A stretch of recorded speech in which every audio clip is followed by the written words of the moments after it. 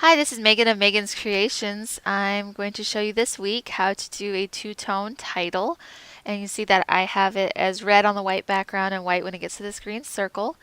And I am using my new kit, Merry Christmas Darling, out this weekend on sale for 40% off. The font I am using is Emerson, and I will give you the link to that in the description. So, first let me make the overlay I used invisible and also what I had set up before. So I have my circle here and my title here, and when I used my papers, I used papers that were done with the same texture.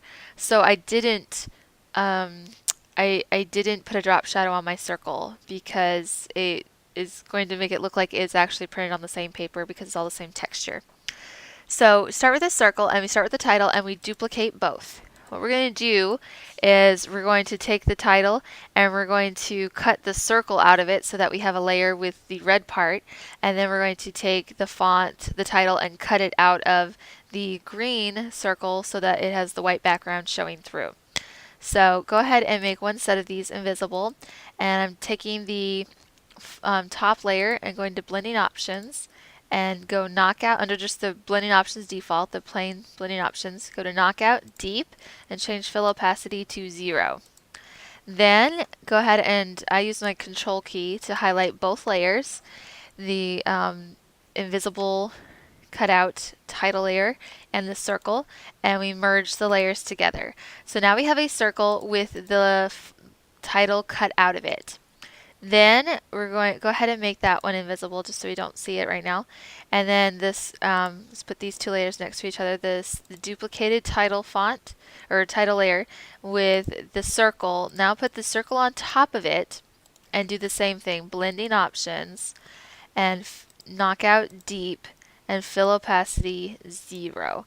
This is the best way to make sure you don't get jagged edges. If you try to select the area and cut it out, you're going to get jagged edges along here, and this creates the smoothest line. So now we've made the circle a cutout, and we're going to cut it out of the font by selecting both layers. Again, I use the control key and merging them. Now it may make you rasterize this font layer first. So we'll rasterize type, and then we can merge the layers together. Okay, so now we have the title here with just the red part, and then if we do our circle, we can see that now they are cut out. And so then I just use the green solid from my kit. I make my solids usually of the exact same texture just for things like this.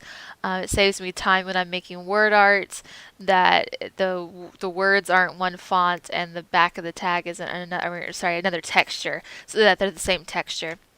So I often do that with my solids. So this kit is the same way, and so when I use this green paper on the circle and my background's white paper, it has the exact same texture. So we can get away with not doing a drop shadow because they have the exact same texture as if they were just printed on the paper that way. And so here's my red paper. I'm creating a clipping mask to the red part of the title, and so now we have our two-tone. And then to add a little more to it, since the solid, I'm a pattern girl, I don't like going solid too much. I have this snowflake paper that is in there, and what I decided to do with it is make it an overlay. So this is how it normally looks like. This was the paper from the kit, and so I just chose blending mode overlay, and I thought it worked great because the snowflakes were brown, so the dots don't show up as well on my background, but the snowflake showed up even on my white, and then it gave a little polka dot to the green, and I softened it a little bit, made the opacity about 72, so I got the little snowflake pattern, the polka dot on the green to add a little bit more to my background. And that's it. I hope you'll find that a fun way to jazz up your layouts, and check my description for links of all the products I used today. Thanks, and we'll see you next time.